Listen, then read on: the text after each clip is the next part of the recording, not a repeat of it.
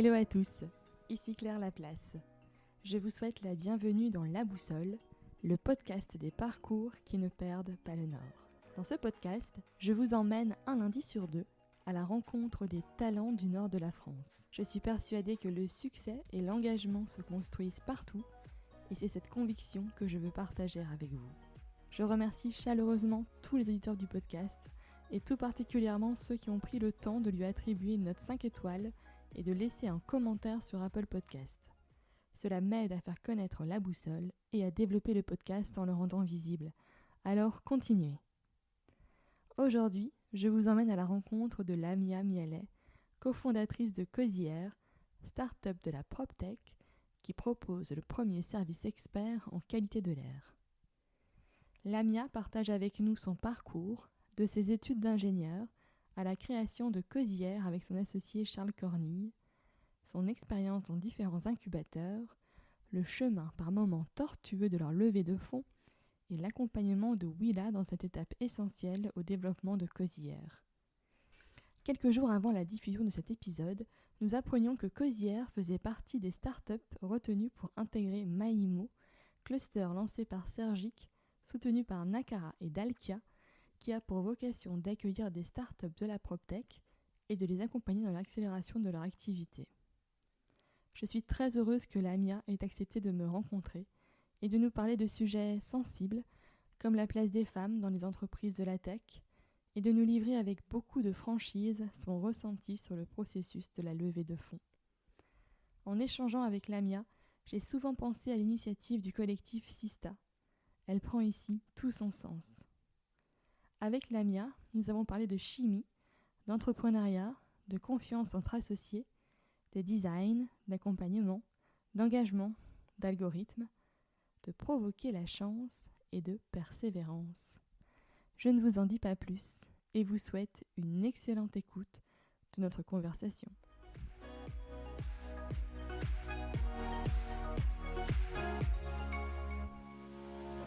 Bonjour Lamia. Bonjour Claire. Je suis très heureuse de te recevoir dans La Boussole. Alors tu es ma première femme ingénieure, donc je suis ravie. Je suis également ravie. Donc si on se rencontre aujourd'hui, c'est pour parler à la fois de ton parcours et aussi de la création de ce qui t'occupe quand même un petit peu de temps dans ton quotidien depuis quelques années, de Cosière. Donc si tu veux bien, on va commencer par tes études. Oui. Donc tu as fait des études à l'université de Lille 1, c'est ça ? Tout à fait. Alors, donc, j'ai fait en effet des études à Lille 1. Donc, je suis diplômée d'un Master 2 en chimie de l'atmosphère. Donc, c'est Atmospheric Environment, parce que voilà, c'était en anglais. Donc, en 2014. Donc, j'ai fait finalement toutes mes études en chimie, environnement, et puis spécifiquement ce Master-là. Et après, j'ai fait une autre formation en entrepreneuriat et management de l'innovation à l'IAE. Donc ça, c'était en 2014-2015, juste après le Master 2 Atmospheric Environment. Et donc être femme, ingénieure, études d'ingénieur, est-ce que tu étais un peu seule ? Est-ce qu'en fait, il y a plus de femmes que ce qu'on croit ? Comment ça s'est passé ? En chimie, on en a quand même pas mal, ouais. En effet. Donc forcément, je me sentais pas forcément toute seule parce que, oui, il y avait quand même pas mal de filles. Mais après, par rapport à la création d'entreprises dans ce domaine-là, en effet, c'est encore autre chose. Voilà, c'est encore différent. C'est encore un autre domaine, finalement, une autre étape. Et donc, pourquoi avoir fait ce master plutôt, on va dire, management Est-ce que c'était quelque chose qui te manquait dans ta formation ? Oh, mais complètement. Alors du coup, la chimie m'intéressait beaucoup, donc j'avais fait ça. Le chimie de l'atmosphère m'intéressait encore plus, donc c'est pour ça que je m'étais orientée sur ce domaine-là. Sauf qu'effectivement, quand on décide de créer une entreprise, quand on a une idée, en fait, on n'a pas forcément toutes les bases. En tout cas, en chimie, on nous apprend pas ça et c'est un peu dommage. Alors je pense que ça commence à changer et ça, c'est super. Et donc finalement, je commence à travailler, avoir cette idée et me dire, ok, maintenant j'ai besoin de la structurer. Et au final, je suis un peu désarmée et c'est pour ça qu'en fait, j'ai décidé de faire ce master-là à l'IAE, donc ce Master 2 Entrepreneuriat, Management, l'Innovation, pour pouvoir avoir finalement toutes ces bases et de pouvoir structurer l'idée de Cosière. À l'époque, c'était pas encore Cosière, mais en tout cas, c'était une idée de création d'entreprise, sauf j'avais pas toutes ces bases-là pour pouvoir travailler là-dessus. Finalement, ton diplôme universitaire t'avait donné des compétences, des savoirs, mais pas les clés pour entreprendre. Mais complètement, complètement. Alors, ce qui est bien aussi avec... en effet, j'avais les compétences, mais pour pouvoir créer, je manquais quand même de compétences en entrepreneuriat. Alors, ce qui est bien avec la formation à l'IAE, et j'encourage vraiment tout le monde à regarder en tout cas ce que c'est qu'on arrive avec son idée. Et en fait, pendant toute l'année universitaire, on travaille sur son idée. Donc, D'accord. en fait, on est challengé à chaque fois. Donc, on travaille sur de la stratégie, on travaille sur du marketing, on travaille sur de la com, sur de la compta, etc., sur la planification. Et en fait, au fil, finalement, de toute l'année, on travaille sur son idée. Et à la fin, alors, il y a ceux qui réussissent et derrière, forcément, l'idée, elle est beaucoup plus mature et beaucoup plus structurée. D'autres que finalement, peut-être qu'ils changent d'idée au cours d'année ou peut-être qu'ils rencontrent d'autres personnes. Et du coup, c'est hyper intéressant aussi de pouvoir collaborer. Et moi, du coup, j'ai eu la chance quand même de créer Cosière juste après mes études.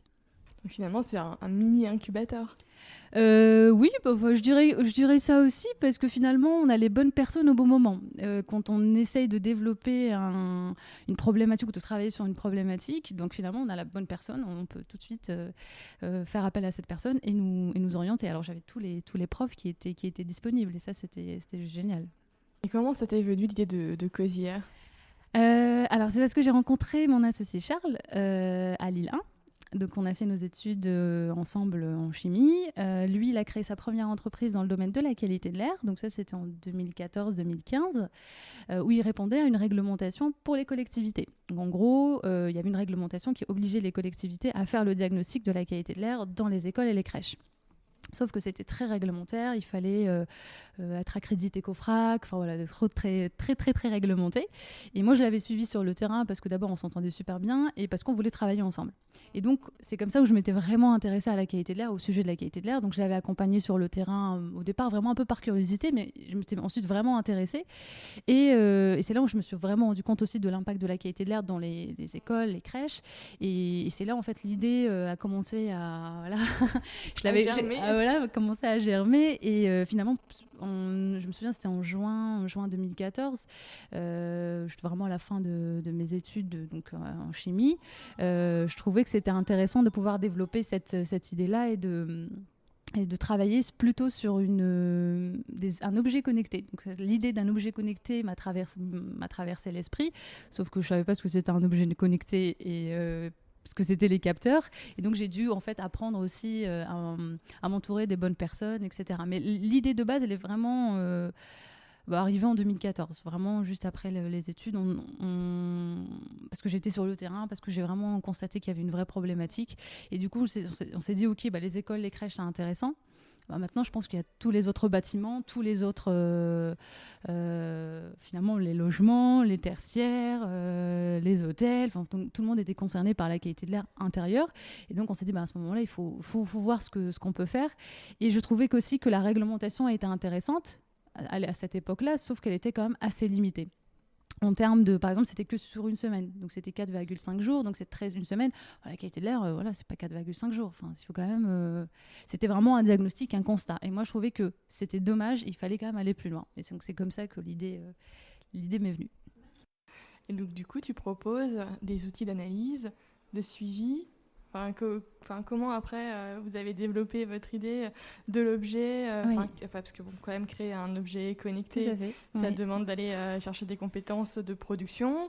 Complètement. Et pas que. Pas que ça. Après, il y a quand même la partie comment on retraite les données, comment on les récupère. Voilà, c'est quand même complètement. Comment vous avez géré tout ça ? Alors du coup, en 2014, j'ai cette idée-là, donc j'en parle à maintenant mon associé, mais à l'époque, on n'était pas encore associés. Donc j'en parle à Charles et dis moi je m'intéresse à ce sujet de qualité de l'air et je pense que les capteurs, les objets connectés peuvent être un outil justement de mesure en temps réel. C'est ce qui m'intéressait au départ. Après, du coup, il fallait quand même se poser et se dire ok, mais qu'est-ce qu'on peut détecter en air intérieur et comment s'intéresser à plusieurs, je dirais intérieurs en termes de tertiaire, école, crèche, etc. Il fallait quand même trouver, je dirais, les capteurs ou en tout cas les polluants et les paramètres de confort qui pouvaient convenir à tous, mais de manière quand même précise. Et c'est là en fait où je me suis rapprochée de l'Institut Mines Télécom de Douai, donc des ingénieurs aussi et des chercheurs, donc qui sont basés à Douai, avec un laboratoire qui s'appelle le laboratoire SAGE, qui sont donc spécialisés dans les capteurs qualité de l'air. Et donc, en fait, moi, je suis arrivée, bien sûr, avec mes compétences en chimie et qualité de l'air et tout ce que j'avais appris aussi. Et donc, je suis partie voir ces personnes-là pour dire, voilà, moi, j'ai cette idée, je pense pouvoir en fait travailler là-dessus. Par contre, j'ai besoin aussi de vos compétences sur les capteurs. Et c'est là en fait on a travaillé sur le choix des capteurs, les choisir en termes de fiabilité, en termes de prix, en termes aussi de sensibilité, de durabilité dans le temps. Et c'est comme ça en fait que le projet a vraiment démarré. Donc ensuite, c'est bien de pouvoir avoir tout ça, mais il faut construire en fait l'objet. Oui. Sauf que pareil, j'ai pas de compétences en électronique ni en informatique. Et donc par contre, sur la région, il y a quand même énormément de ressources, énormément de personnes qui peuvent aider. Et donc nous, à l'époque, on était à l'incubateur Crainov, qu'on avait intégré Crainov, qui est un incubateur dans la thématique et chimie, matériaux, recyclage, donc en lien avec notre activité. On avait intégré l'incubateur entre 2014 et fin 2016. Et du coup, en fait, on a eu aussi des financements donc de la région qui ont permis aussi de faire ces premiers prototypes. Et donc, nous, on s'était rapproché du CITC, donc le cluster des objets connectés qui est à Euratechnologie. Et donc, c'est une association en fait qui peut travailler sur de l'IoT, donc des objets connectés. Et c'est avec eux qu'on a construit les premiers prototypes. Donc, je me souviens, on en avait 4, donc 2 de chaque, deux types de prototypes, avec des capteurs. Et c'est là, en fait, on a commencé en fait à tester ces capteurs-là sur du logement, sur du tertiaire, etc., pour pouvoir en fait comprendre comment la qualité de l'air elle évoluait, comment les capteurs réagissaient par rapport à la qualité de l'air. Et c'est là où en fait on a commencé à se dire ok, c'est bien de pouvoir avoir un objet connecté, c'est bien de pouvoir capter ces polluants et ces paramètres de confort, sauf que qu'est-ce qu'on en fait ? Et c'est là en fait où l'idée aussi de travailler sur la data, sur les algorithmes et de donner un sens à la data nous a beaucoup intéressés et où finalement on a décidé de s'orienter au-delà de l'objet connecté que l'on a conçu. C'est de se dire ok, maintenant qu'est-ce qu'on en fait de la data et comment on fait comprendre aux personnes ce que c'est la qualité de l'air, parce que voilà, l'air n'est pas visible, donc c'est un peu compliqué aussi de dire c'est pollué ou c'est pas pollué. Et donc de se dire ok, maintenant qu'est-ce qu'on fait, comment on le fait comprendre et comment on fait comprendre la qualité de l'air à quelqu'un qui n'a jamais compris ce que c'est un ppm ou un microgramme par mètre cube. Donc c'est vraiment d'aller là-dessus, et c'est pour ça qu'aussi le design était important et que l'expérience utilisateur était quelque chose qu'on avait pris en compte depuis le départ. Sur cette partie data, du coup, tu es allé chercher des compétences c'était à Euratechnologie aussi ou... Alors, pas du tout. Alors, du coup, le CITC, il était plutôt sur la partie objets connectés, sur les premiers prototypes. Après, il faut savoir que le CITC s'arrête vraiment à la phase de prototype. Sauf que, du coup, si on veut produire nos objets connectés, donc à ce moment-là, il faut s'entourer de bureaux d'études, d'industriels, finalement, pour pouvoir faire nos cartes électroniques, etc. Donc, d'abord, on s'est orienté avec un autre bureau d'études, donc un bureau d'études qui s'appelle Noletic, qui est aussi à Euratechnologie, qui nous a aidés à faire les premières cartes, finalement, et pour pouvoir aussi en faire plusieurs quantités. Donc ça, c'est ce qui nous intéressait aussi. Et après, on a travaillé sur le design de l'objet. Et après, pour la data, on a commencé à faire nos premiers calculs. Donc, en tant qu'ingénieur chimiste spécialisé de la qualité de l'air, parce qu'en fait, on s'est rendu compte qu'en effet, la qualité de l'air évoluait de différentes manières. Sauf que qu'est-ce qu'il fallait prendre en compte ? Donc, on a pris en compte l'occupation, on a pris en compte les équipements, on a pris en compte la qualité de l'air extérieur, on a pris en compte justement les différentes activités. Est-ce que c'est du tertiaire, du logement, une école, etc. Et c'est là, en fait, on a commencé à prendre en compte tous ces paramètres-là qui pouvaient avoir un impact sur la qualité de l'air. Et aussi, on s'est posé la question, quel était finalement l'impact de la qualité de l'air sur l'humain, enfin l'occupant ou le collaborateur, et sur le bâtiment. Et donc, on était vraiment parti là-dessus. Et c'est là où, en fait, on s'est dit, non, mais c'est de la data, c'est de l'algorithme, c'est des choses, c'est des statistiques, donc il faut qu'on travaille dessus. Et ensuite, on a finalement recruté quelqu'un sur la data, donc qui est à temps plein pour travailler justement là-dessus. Mais pour pouvoir arriver à travailler sur les algorithmes, il fallait qu'on fasse tout ce travail-là de récolte de data pour comprendre. Et donc maintenant qu'on a assez de data, qu'on a assez de recul et qu'on sait ce qu'on doit faire, on a recruté donc quelqu'un à temps plein pour travailler là-dessus. Et c'est vrai qu'on a tout de suite embrayé, mais peut-être, est-ce que tu peux nous présenter Cosière ? Oui, bien sûr, en effet. Ouais, j'étais partie. C'est vrai. Alors Cosière, ce que c'est, Cosière, on a créé il y a 3 ans. Donc on est basé ici à Villeneuve-d'Ascq et en fait on s'intéresse à la qualité de l'air dans les bâtiments et du coup on a développé toute une solution, et cette solution en fait ce qu'on appelle une solution connectée, et cette solution elle comporte donc un objet connecté qui va permettre de détecter les principaux polluants de l'air intérieur et les paramètres de confort. Donc il faut savoir qu'on en a 7, donc on détecte 7 paramètres et polluants et paramètres. Et il faut savoir qu'aussi que notre objet connecté va permettre est conçu d'un capteur. On a un capteur par polluant et par paramètre de confort. Ce qui fait qu'en fait, quand on mesure par exemple du CO2, c'est du CO2, c'est pas un autre polluant ou un autre paramètre. Et ça, c'est hyper important. Et ça, c'est un travail aussi qu'on a fait avec l'Institut Mintelecom de Douai, parce qu'en fait, tout simplement, on s'est rendu compte qu'il y avait beaucoup d'objets connectés qui sortaient sur le marché, qui soi-disant mesuraient la qualité de l'air, sauf qu'en fait, on s'est rendu compte qu'ils avaient un seul capteur qui faisait tout. Et ça, clairement, c'est pas de la qualité de l'air. Donc ça, on a d'abord, donc on a ce détecteur, parce qu'on appelle ça un détecteur. Et ensuite, on a bien sûr toute la partie COSI analytique qui va permettre de récolter les datas de ces capteurs-là, qui va permettre aussi de croiser les données avec l'occupation, les informations d'un bâtiment, etc., la qualité de l'air extérieur également, pour pouvoir travailler sur des algorithmes, travailler justement sur de la data finalement, et en sortir une donnée qui va être exploitable. Et c'est cette donnée qui va être ensuite visible sur COSI Connect, qui est donc un dashboard, une plateforme, qui va permettre donc de voir en temps réel ce qui se passe, d'être alerté quand il y a un problème de pollution, de pouvoir aussi avoir des reportings, et donc d'améliorer la qualité de l'air en fonction de ce qui a pu être constaté. Et on s'adresse principalement à un marché professionnel. Ok, donc du coup, tu vises à la fois, moi j'avais vu sur votre site internet, ça peut être aussi bien, donc tu disais du tertiaire, il y avait, je crois il y avait aussi les musées pour la conservation des œuvres, par exemple. Ça, je fais ça super intéressant, je me dis, en fait, oui, c'est quand même un peu la base pour s'assurer que, je sais pas, l'air n'est pas trop acide, qu'il n'y a pas des choses en l'air qui peuvent attaquer les œuvres. Et je me suis dit, mais en fait, c'est vrai que j'avais pas pensé à ça. Non, mais c'est vrai. Et pourtant, l'air, on est partout, on respire. Il paraît qu'on respire 16 fois par minute sans même nous en rendre compte finalement. Et donc ça, c'est quand même hyper important. Alors c'est juste parce que l'air n'est pas visible et du coup, on n'arrive pas forcément à se projeter, à se dire, on n'arrive pas forcément à voir ce que c'est. Alors que quand on parle de l'eau ou des déchets ou de ce qu'on mange, etc., finalement, on s'en rend compte plus finalement. Et comment tu as été à la fois entourée, accompagnée donc tu disais, voilà, il y avait un incubateur sur lequel vous êtes resté quasiment 2 ans. Oui. Après, est-ce que tu as eu d'autres soutiens, je sais pas moi, des prêts d'honneur, des choses comme ça? Comment vous avez été accompagnée? Alors, en effet, on était donc à l'incubateur Créinov où là, on a eu les financements de la région, donc on a pu commencer à travailler sur les premiers prototypes, etc. Et quand on a créé Ecosière, donc là, en fait, il y a d'autres types de financement, je dirais, ou en tout cas des subventions. Donc, en effet, on a eu les prêts d'honneur, par exemple LMI, qui maintenant s'appelle Odéfi. On a eu Réseau Entreprendre. Réseau Entreprendre Nord. On a eu aussi des subventions de la BPI. Donc, par exemple, on a eu la bourse French Tech qui a permis aussi de travailler sur le design, par exemple, de l'objet. Donc ça, c'est ce type de subventions et de prêts d'honneur qu'on a eu au départ, qui ont vraiment permis de travailler sur la solution, de pouvoir la développer beaucoup plus, et d'avoir cette démarche design aussi depuis le début, de travailler sur la communication de Ecosière également. Et d'avoir finalement tous ces tests aussi en tertiaire, en école, etc.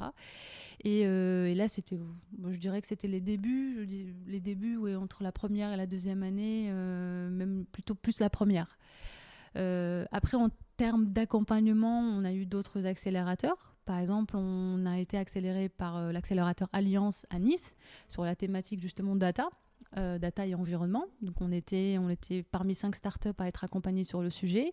On était aussi parmi les startups accompagnés par EDF Pulse, donc dans un programme EDF Pulse, et par Willa, qui est un accélérateur parisien. Et en plus, c'était à la base, à l'époque, c'était une thématique sur les femmes, justement les femmes entrepreneurs. Donc on était 3 femmes dirigeantes à être accompagnées par ce programme-là. Et alors ce qui est bien, c'est que ça arrivait quand même à un moment où on cherchait justement un accompagnement sur la levée de fonds. Parce que voilà, pareil, c'est comme l'électronique, au départ je ne savais pas ce que c'était, ou même sur la data, et au final on s'est fait accompagner aussi par ce type d'accélérateur. On a pu avoir un accompagnement par des professionnels, etc., pour justement travailler sur déjà c'est quoi une levée de fonds, comment ça se travaille, etc. Et donc on a eu quand même un super accompagnement, par exemple avec ces accélérateurs. On a eu également un accompagnement par nos experts comptables qui nous ont vraiment beaucoup aidés sur le business plan, sur comment travailler tous nos tableaux et notre prévisionnel. Et ça, c'était quand même important de le faire. Et j'encourage aussi tout le monde à pouvoir travailler là-dessus en amont, et surtout de le faire quand même très très en amont, parce que ça peut prendre très longtemps, une levée de fonds. Et donc de pouvoir vraiment bien se préparer, de se mettre aussi des deadlines, et vraiment de faire attention et de se dire, ok, si on a envie de faire la levée de fonds dans 1 an, il faut vraiment s'y prendre à l'avance. Et comment tu es passée de la phase finalement du prototypage à la production? puisque maintenant les produits, voilà, ils sont vendus. Tout à fait. Où est-ce que vous produisez? Comment vous avez fait? Parce que moi, je me rappelle, j'avais entendu dans un podcast qui est celui de Mathieu Stéphanie, Génération Do It Yourself, où il y avait une créatrice d'un produit qui n'a rien à voir, mais qui était la ligne, il a fabriqué l'histoire pour les enfants. Oui. Donc elle expliquait que, en fait, en France, c'était beaucoup trop compliqué. Déjà, c'était très cher et que du coup, elle avait dû aller faire produire en Chine pour des questions de rapport qualité-prix de l'objet et de pouvoir le vendre en fait au plus grand nombre à un coût qui soit quand même raisonnable, notamment quand on se lance au début. Voilà. Est-ce que toi, c'est quelque chose que tu as aussi vécu sur où faire fabriquer pour que ton produit soit rentable pour ton entreprise, quoi. Tout à fait. Alors, pour le coup, en fait, du coup, par rapport au produit, on a deux parties. Donc, il y a la partie carte électronique et puis il y a la partie le boîtier. Donc ensuite, comme on travaille avec le bureau d'études Nolétique, donc en fait, lui, il a ses contacts également pour pouvoir justement produire en grande quantité. Alors notre carte aujourd'hui, elle est produite au Creusot, donc pas loin de Lyon. Donc ça reste quand même en France, même si ça reste un petit peu cher, mais en fait, ça dépend finalement des quantités. Et nous, aujourd'hui, on a quand même voulu garder la main justement sur nos capteurs, sur nos boîtiers, sur finalement nos objets, notre objet connecté. Après, pour le design, c'est encore autre chose, parce que du coup, le design, on s'est fait accompagner par le programme Tripod. Alors c'est un programme entre la France et la Belgique. Et du coup, on est passé par la CCI et ce programme Tripod pour en fait nous accompagner sur trouver la bonne personne ou la bonne agence design. On avait un designer pour pouvoir nous faire le dessin finalement, de dessiner la pyramide inversée. Sauf qu'en fait, on se rend compte, ok, c'est bien de pouvoir le dessiner, mais à un moment, il faut le produire. Et donc, en fait, on se dit, nous, on ne connaît pas non plus le designer, on peut faire appel à n'importe qui. Et comment finalement, on fait le choix ou le bon choix d'une bonne agence design, finalement.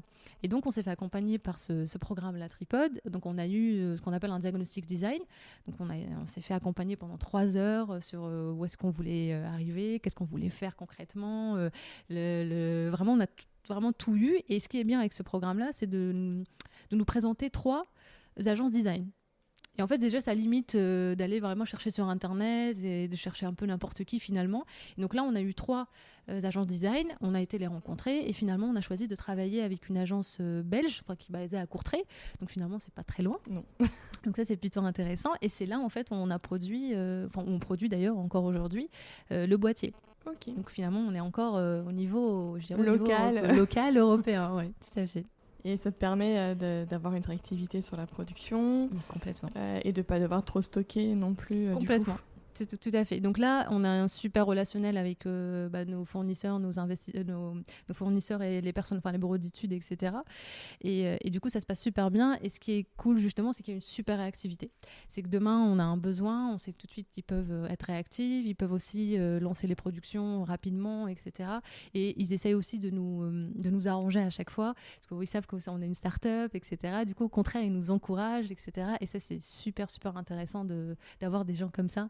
Et du coup, on est super content parce que finalement, on continue avec eux. Oui, finalement, c'est plus des partenaires. Complètement. D'ailleurs, j'aime pas dire que c'est des fournisseurs parce que c'est plus des partenaires. Je suis complètement d'accord.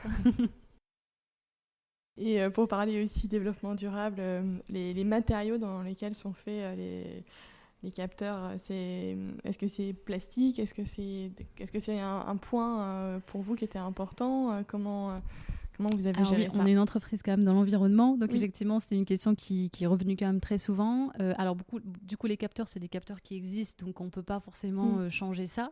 Par contre, par rapport aux matériaux, par exemple, du boîtier, alors déjà, on utilise du métal. Donc déjà, le bas, je veux dire, la base du boîtier, c'est du métal. Donc, on essaie d'avoir du métal recyclé. Donc, ça peut être intéressant aussi pour les prochaines. Alors là, on a fait les premiers prototypes, mais les prochaines grosses productions, on essaye en fait d'avoir du métal recyclé. Comme ça permettra, parce qu'après, on peut finalement le peindre et on ne le voit pas. Oui. Donc, on a 2 coloris, on a du copper et du blanc. Oui. Et après, pour le top, on essaye effectivement d'utiliser autre chose que du plastique. Là, c'est encore un peu compliqué, mais effectivement, ça fait partie de nos questionnements et des points sur lesquels on est en train de travailler. Tout à fait. Et donc on parlait juste avant la partie levée de fonds, se préparer. Donc c'est vrai que avec Cosière, vous avez fait une belle levée de fonds. Je crois que c'était 800 000 euros. 850 000, voilà. Tout à fait. Comment ça s'est passé quel travail ça t'a demandé C'était compliqué. C'était compliqué, mais en même temps, c'est un exercice quand même qui est très enrichissant, même si effectivement, c'est long. Et alors moi, pour être tout à fait honnête, j'étais très très mal à l'aise avec ça. Parce que d'aller parler ou défendre son projet pour de l'argent, au début, je le voyais vraiment comme ça. Du coup, j'étais pas très à l'aise parce que moi je crois complètement en mon projet, donc forcément c'était un peu compliqué pour moi en tout cas d'avoir cette vision là.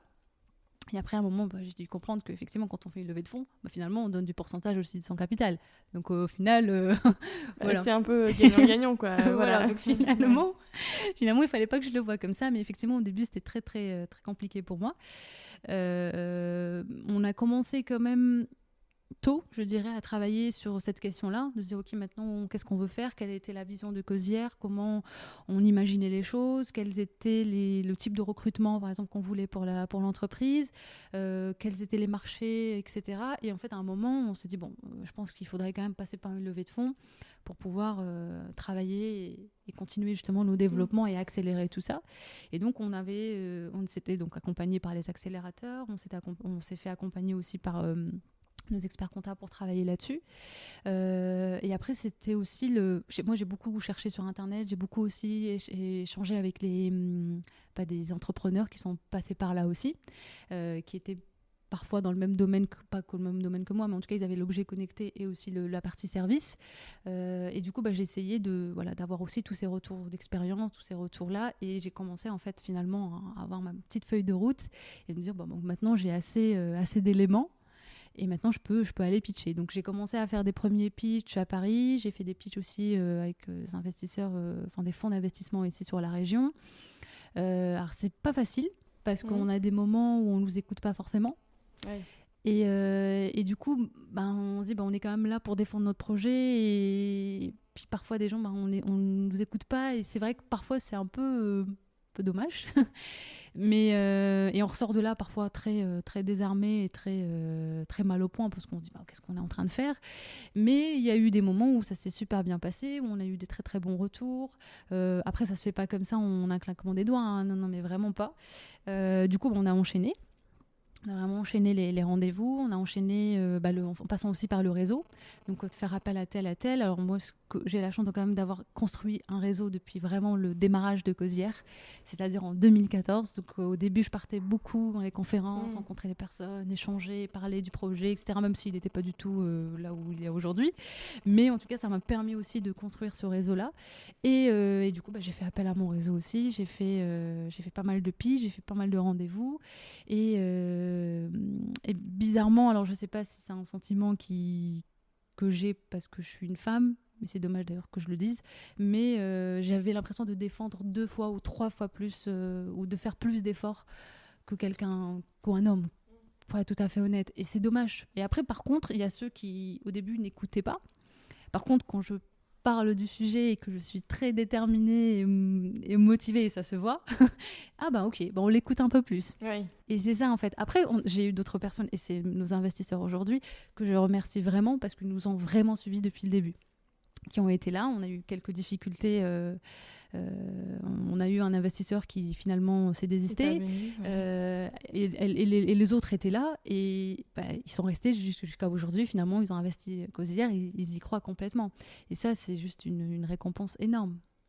Et en plus, je trouve que quand tu as des investisseurs, après ça dépend de leur typologie, mais quand on a qui en plus comprennent bien ton métier, c'est aussi des appuis pour se développer, échanger, parce qu'ils ont une vue des fois plus globale, parce qu'ils ont fait d'autres investissements, qu'ils ont d'autres entreprises en portefeuille, et que du coup, ils sont aussi là pour accompagner une start-up. Exactement. Alors au début, effectivement, on cherchait des financements, tout simplement.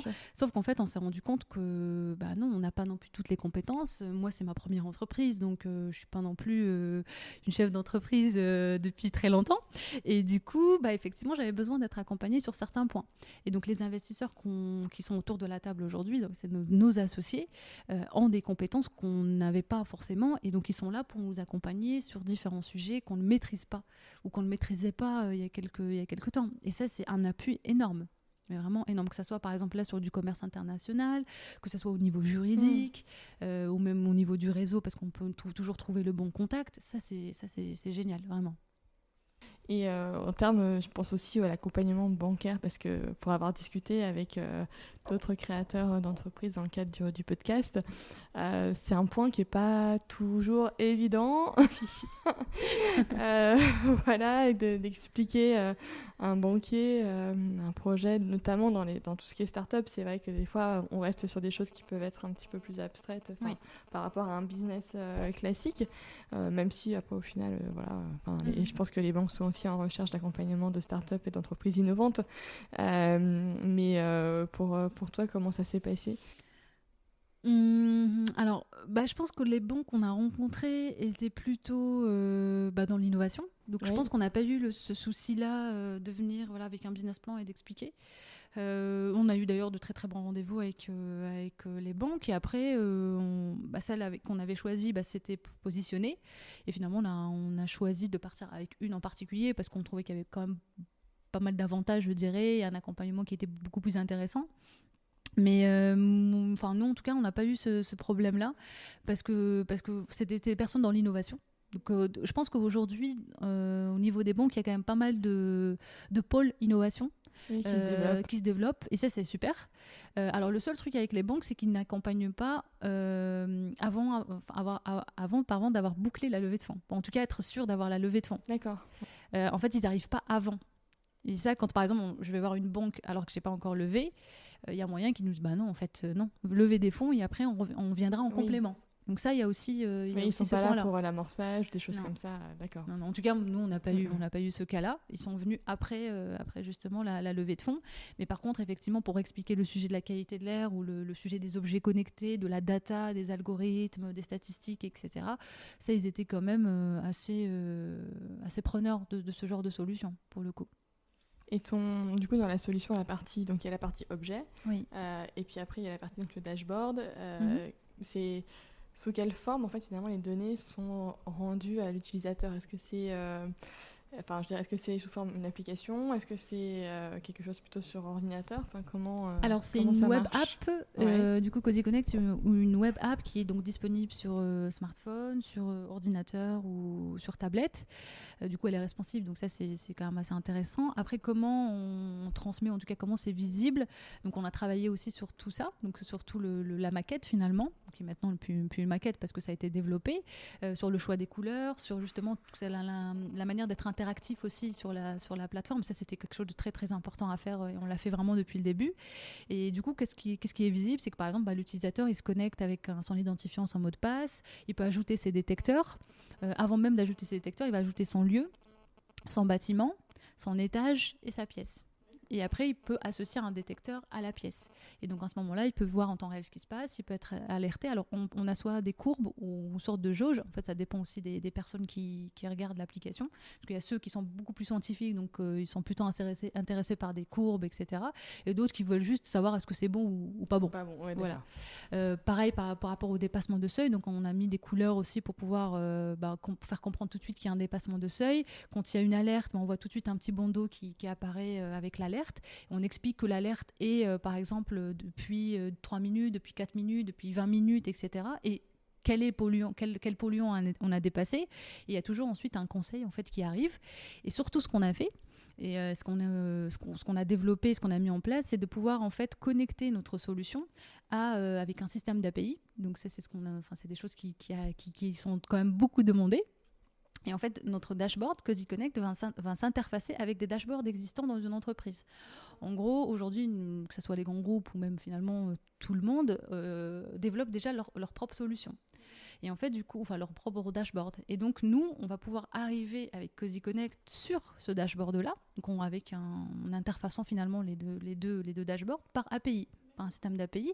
Et notre objectif de faire ça, alors déjà, ça permet de tout centraliser, mais aussi de pouvoir en fait connecter aux équipements. En gros, quand par exemple on a un taux de CO2, alors le CO2 c'est un paramètre de confort, quand on est dans une pièce comme celle-ci, le taux de CO2 augmente parce que voilà, on respire et c'est tout à fait normal, sauf que quand on est dans une pièce où il n'y a pas d'aération, où tout est fermé, etc., le taux de CO2 il augmente. Et du coup ça joue sur notre concentration et notre productivité. On somnole un petit peu aussi, donc ça peut arriver. Et en fait, nous, notre objectif, c'est de pouvoir, on parle de bâtiments connectés, on est vraiment dans cette ère-là. L'objectif, c'est de se dire, OK, on a un taux de CO2 qui est élevé, maintenant, on engendre tout de suite une action. C'est de dire à la ventilation, c'est maintenant qu'il faut te déclencher. Voici le bon débit auquel tu dois te mettre, et en fait ça permet aussi de faire des économies d'énergie parce que finalement la ventilation elle tourne pas à n'importe quel moment et tout le temps, et en même temps bien sûr ça fait baisser le taux de CO2 et du coup on peut continuer notre réunion tranquillement. Voilà, donc ça c'est un exemple concret de bâtiment connecté. Et donc du coup ça permet finalement d'agir directement sur l'utilisation du bâtiment. Exactement, tout à fait. Et le fait de maîtriser la qualité de l'air, donc maîtriser les équipements, faire attention à nos habitudes, par exemple en termes de produits d'entretien. Quand on achète un nouveau meuble, donc on sait quel meuble on a acheté et comment il est fait, etc. Ou par exemple quand on fait de la peinture, le type de peinture, etc. Tout ça, en fait, c'est un lien avec bien sûr la qualité de l'air. Donc on maîtrise la qualité de l'air, et quand on maîtrise la qualité de l'air, du coup la qualité de l'air, elle aura moins d'impact, je dirais, sur l'occupant, mais aussi sur le bâtiment. Voilà. Et du coup, tu te rappelles peut-être les premiers clients que vous avez eus Oui. Oui. C'est un peu l'émotion, la première. Oui, déjà faire un premier devis, se dire génial, il y a quelqu'un qui demande notre solution, c'est génial. Non, mais oui, bien sûr, je me souviens. Alors du coup, je peux le citer parce que c'est quelqu'un avec qui on s'entend super bien et qui a cru en nous depuis vraiment tout le début. Alors pour le coup, c'est pas du tout un bâtiment connecté ou voilà, mais c'est plutôt un atelier d'imprimante 3D. Il faut savoir que les imprimantes 3D peuvent émettre aussi des polluants. Et du coup, cette personne-là avec qui on travaille depuis vraiment 2017, finalement, s'intéressait justement à la qualité de l'air et les imprimantes 3D, ce qui nous a permis aussi de nous orienter sur ce sujet-là. On se dit, effectivement, on n'avait pas forcément pensé au tout début. Et effectivement, là, aujourd'hui, on travaille toujours avec lui.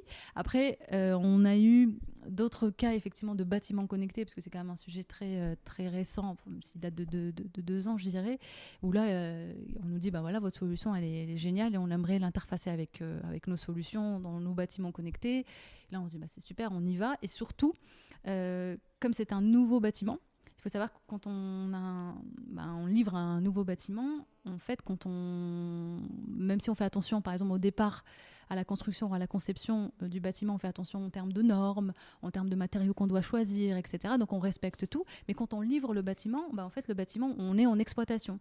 Et donc, le bâtiment, il vit finalement. Il faut savoir qu'il y a une accumulation notamment de COV, donc des composés organiques volatiles. C'est tout ce qui est lié aux produits, matériaux, ameublement, peinture, etc. Et ça, c'est vraiment le type de bâtiment neuf.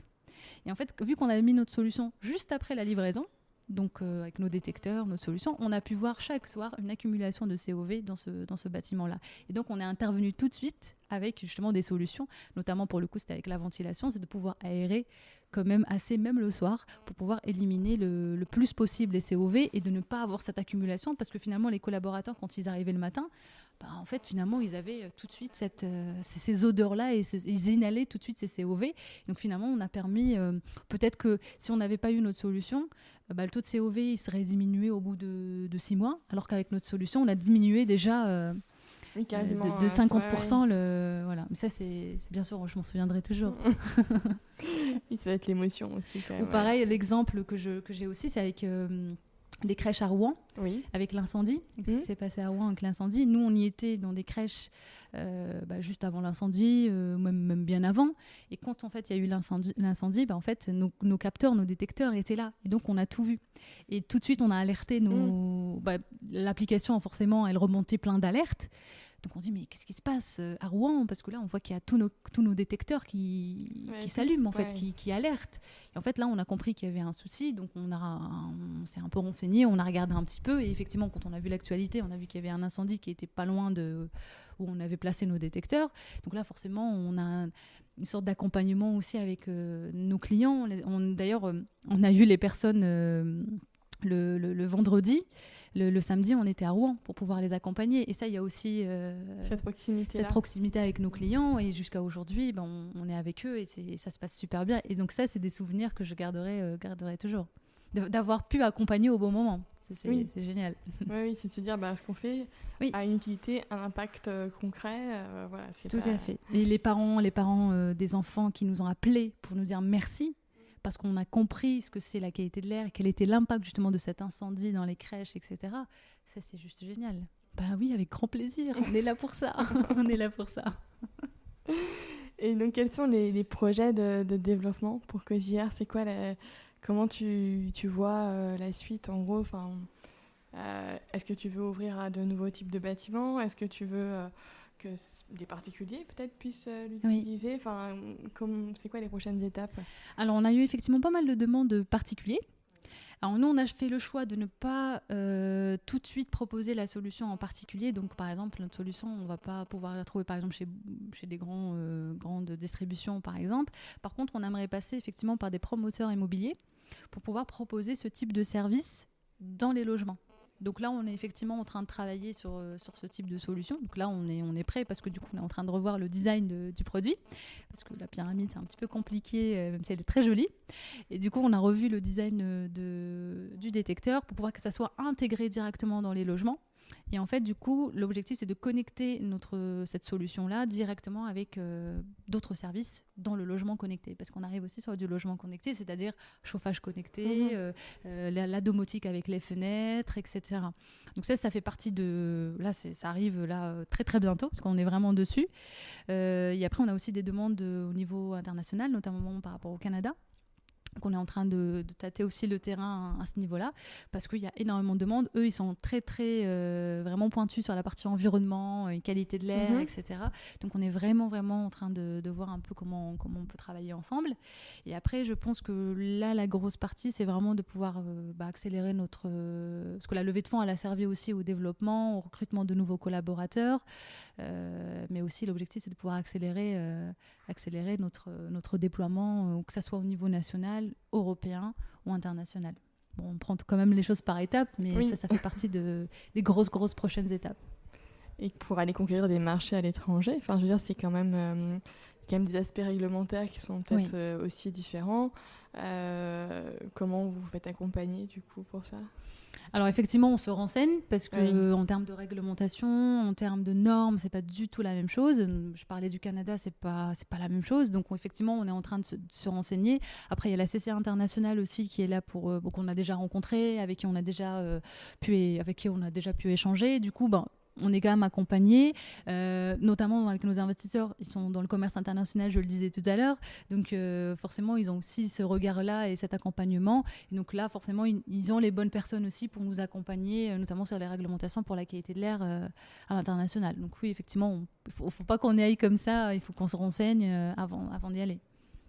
Et donc en termes de, je ne sais pas si on peut parler chiffre d'affaires ou ce genre de choses, je ne sais pas si on parle ouvertement ou pas forcément, si vous avez des objectifs, moi je ne sais pas, en nombre d'équipements, plus en quantité, ça peut peut-être être plus facile. Alors par rapport au nombre d'équipements, je pense que ça peut aller très vite, donc je préfère pas m'avancer dessus.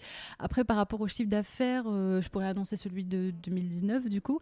On a fait plus de 90 000 € de chiffre d'affaires, qui est une grosse première en 2019, donc ça c'est quand même super. Donc là, l'objectif, c'est de tripler le chiffre d'affaires. Et avec le développement et l'accompagnement. Exact, voilà.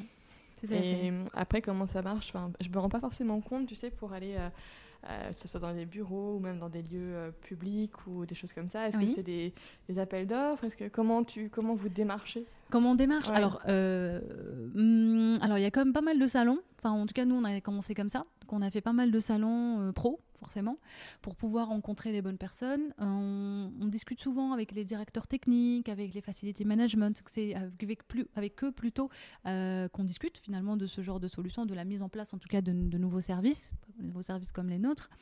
Donc ça a commencé comme ça. Après, il y a eu plutôt le réseau aussi. Donc voilà, et puis les conférences, de pouvoir parler. Il y a eu aussi les médias. Par exemple, je suis passée à Europe 1. Du coup, j'ai eu quelqu'un qui m'a contacté via LinkedIn. Et du coup, voilà, on a pu signer aussi avec eux. Pareil, j'ai eu la chance de passer chez Bourdin, les Bourdin Direct, donc ça c'était quand même une super expérience et derrière ça renforce. Les accélérateurs aussi, donc ça a permis aussi d'avoir des mises en relation. Donc au début on a commencé comme ça, donc on a commencé petit à petit avec les salons, les accélérateurs, les médias, ça a commencé comme ça et là bien sûr on a quand même franchi un cap je dirais parce qu'il y a des appels d'offres, donc là on est en train de répondre aux appels d'offres, donc on apprend aussi à répondre aux appels d'offres, parce que c'est un exercice quand même très très compliqué et du coup voilà. Donc on est en train de... Ça, c'est ce qu'on fait actuellement. D'accord. Voilà. Donc c'est des beaux projets. Complètement. Complètement. Et donc c'est vrai que là, donc tu disais que l'objet va être un peu revu pour la partie logement. Par contre, pour la partie tertiaire classique, vous allez le laisser tel qu'il est ou il va aussi évoluer? Aujourd'hui, la plupart en tout cas dans le tertiaire, ça plaît énormément. Parce que ce qui est bien avec la pyramide inversée, c'est qu'on ne sait pas que c'est un objet qualité de l'air. Quand on voit la pyramide, on pense que c'est une petite lumière. En plus, ça s'allume. En fait, il s'allume en fonction du taux de CO2. Ils sont derrière nous. Oui, tout à fait. Ils sont tous allumés. Et du coup, en fait, finalement, on ne voit pas trop ce que c'est. Sachant que la lumière, on peut l'éteindre. Hein. C'est une lumière qui peut être désactivée, notamment sur le dashboard Cozy Connect. Donc pour l'instant le tertiaire ça plaît quand même pas mal, le côté design intéresse beaucoup et là on voit aussi que par exemple dans les bureaux il y a quand même toujours cette touche design de plus en plus en tout cas et sur la partie confort on parle beaucoup plus de confort mais en même temps allier confort et design. Donc ça c'est plutôt sympa. Donc je pense que pour le tertiaire ça pourrait convenir. Après effectivement on a fait le choix de changer le design en tout cas pour les logements parce que l'objectif c'est que ça soit intégré. Et comme généralement les logements, c'est des logements locatifs, donc ça veut dire qu'il y a des personnes à chaque fois, et donc si on pose un appareil comme celui-ci, en termes de sécurité, forcément c'est pas top. Et donc l'objectif c'est que ça soit intégré, finalement c'est comme un détecteur de fumée ou quelque chose, un appareil de température, un thermostat finalement. Et donc c'est un peu la même chose, mais on garde toute la technologie qui est à l'intérieur. Donc, c'est-à-dire tout ce qui est connecté, le branchement, etc. Il faut juste que ça soit intégré et que ça soit pas trop visible. D'accord. Voilà. Mais ça, on l'a déjà fait le design, donc il n'y a plus qu'à. Et est-ce que toi, tu aurais... pour parler un peu des rituels, des journées, etc. Est-ce que tu as une journée type de Lamia chez Cozière? Pas du tout. Pas du tout, parce que chaque jour est une nouvelle journée, chaque jour est un nouveau challenge. Et c'est ce qui me plaît, parce que je pense que si je faisais tout le temps la même chose, je m'ennuierais à mourir. Donc je préfère justement que ça change à chaque fois. Et là, j'ai la chance aussi d'avoir une équipe formidable qui est tout le temps là avec plein d'innovations, plein d'idées. Et ça, c'est super top. Et on échange super bien aussi. Donc à chaque fois, on a des nouvelles idées, un nouveau challenge. Et ce qui fait que finalement, on ne s'ennuie pas du tout. Et ça me plaît énormément. Après, peut-être qu'effectivement, j'essaie quand même d'être assez organisée. Donc, j'essaie de m'accorder un peu de temps pour faire du sport, par exemple. C'est le seul moment que je m'accorde finalement. Mais sinon, le reste du temps, je suis tout le temps là, même les week-ends. Oui, j'allais dire, dans les phases comme ça de lancement, de création, l'équilibre vie pro, vie perso.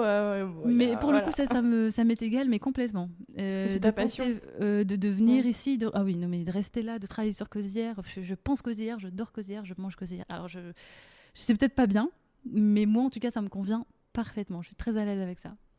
En tout cas, je pense que dans une phase où on a une forte volonté de croissance, en tout cas, ça peut être nécessaire. Après, il y a peut-être un moment où on atteint un cap. palier. Oui, peut-être. Après, voilà, on se dit... Pour l'instant, ça me convient.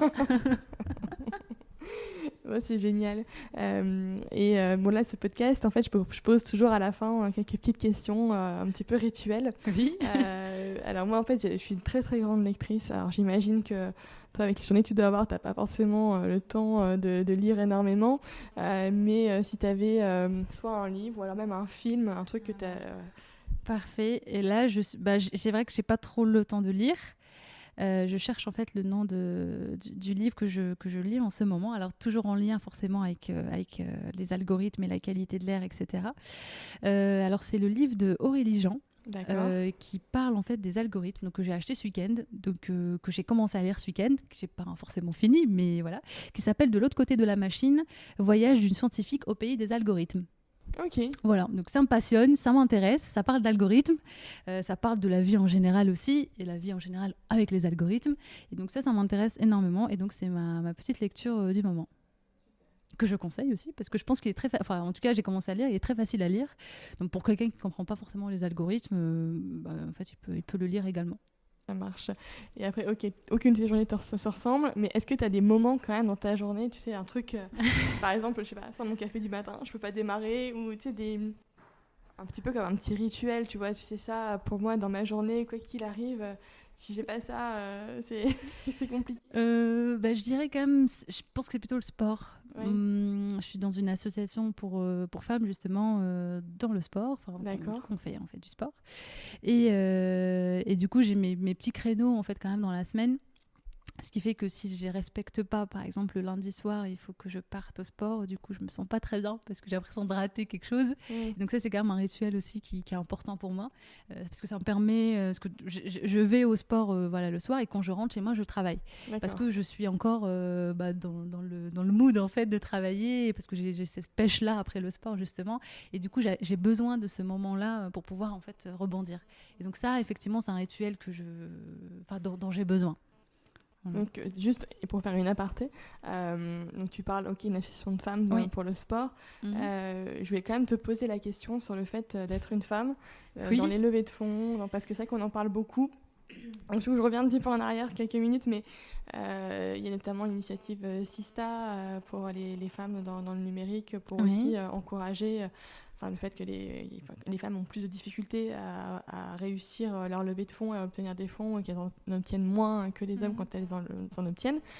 Est-ce que toi, c'est quelque chose que tu as ressenti ? Est-ce que tu t'es dit, si j'étais, peut-être si je voyais Charles, ça irait mieux. Oui, à un moment, c'est ce que je lui avais dit. On avait discuté, effectivement, les premiers temps, en tout cas, quand j'ai été, je suis partie pitcher, j'ai dit à Charles, écoute, de toute façon, c'est ma partie, donc je m'en occupe, je connais mon sujet, je vais le défendre, il n'y a aucun souci. J'ai été, et puis en fait, quand je rentrais, j'ai été une fois, et puis je me dis, non, ça s'est très mal passé, je dis, dommage, je reviens. Et puis en fait, finalement, ça joue aussi sur le moral. Je repars une deuxième fois, je me dis, la personne ne m'a même pas écoutée.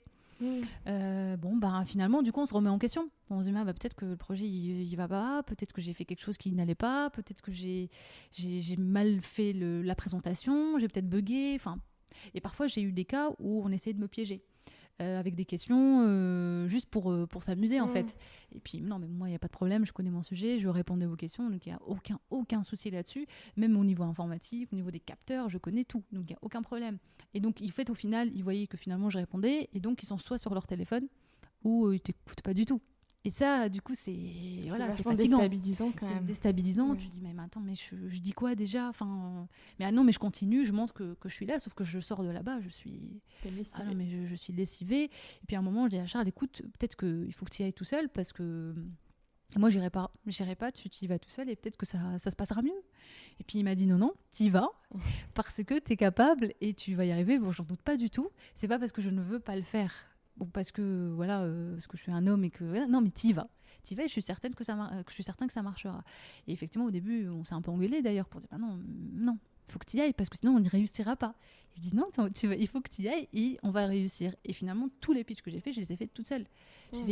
Et finalement, les investisseurs qu'on a aujourd'hui, j'ai quand même réussi, mais effectivement, les débuts, c'est très compliqué. C'est très très très compliqué que la personne qu'on a en face de nous, on vient lui présenter un projet auquel on y croit, mais vraiment, on donne tout, et la personne elle dit, t'écoutes pas. Et rien que ça. C'est dur. Ah non, mais c'est très dur, et surtout qu'on se remet en question. Moi, je suis quelqu'un qui me remet tout le temps en question, pour tout, mais vraiment pour tout.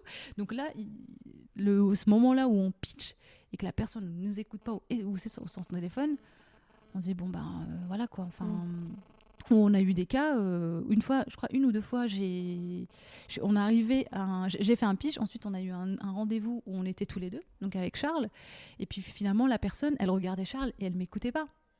Alors que c'est moi qui avais pitché avant. Rien que ça. J'ai dit, mais attends, je suis là.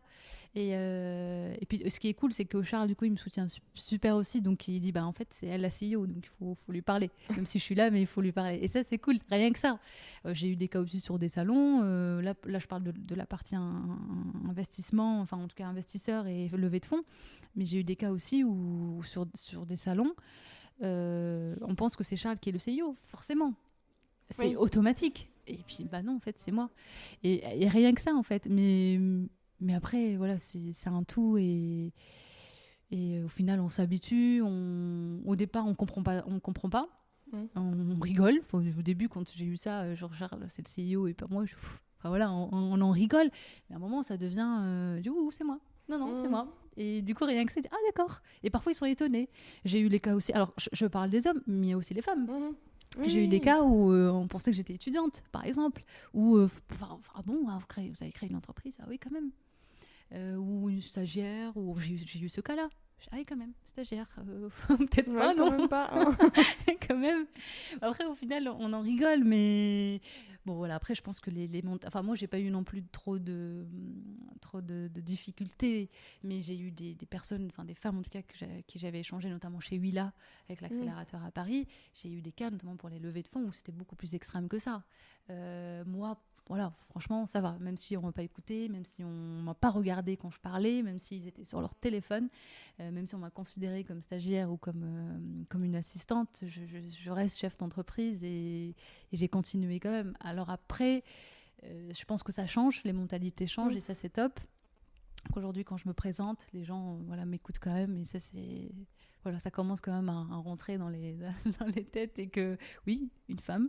chef d'entreprise dans le domaine de la qualité de l'air et de la data. Donc c'est possible. C'est possible. Voilà, c'est... Et en plus, vous allez même investir dans ma boîte. Voilà. Tout à fait. Enfin, voilà. Donc, c'était petites anecdotes.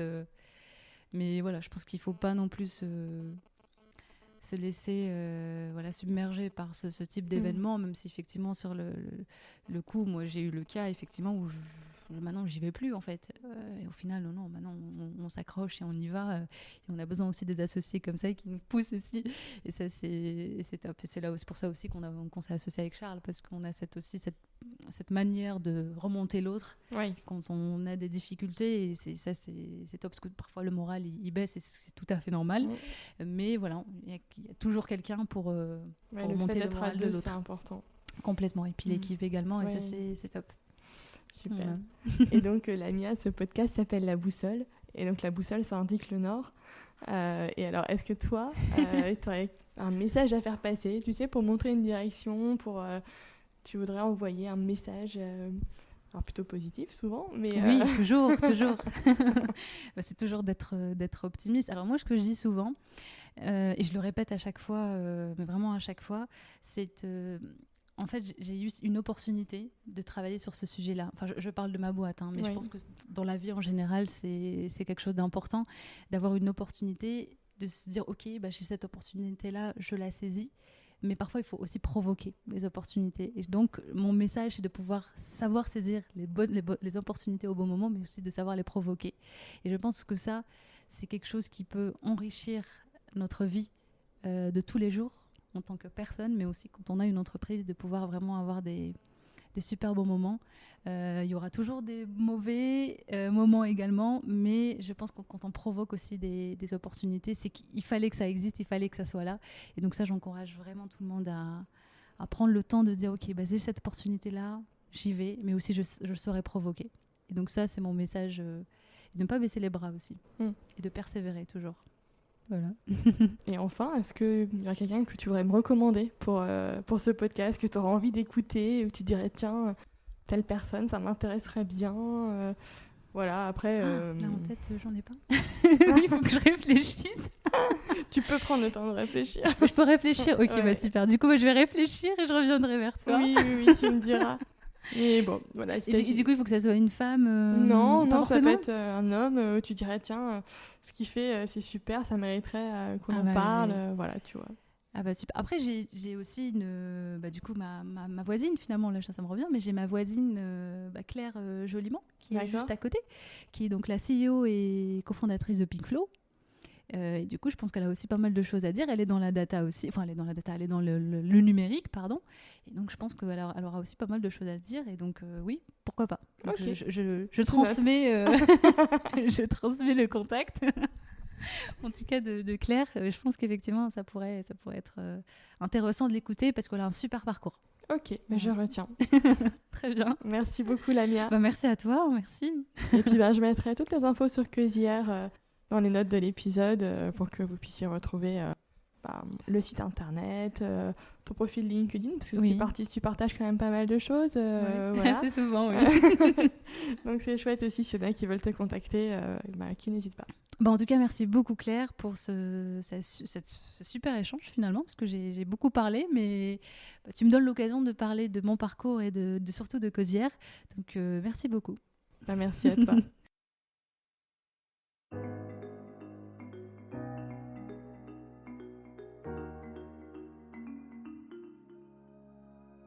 J'espère que cet épisode vous a plu. Vous retrouverez dans les notes de l'épisode les ouvrages et les initiatives évoquées pendant notre conversation.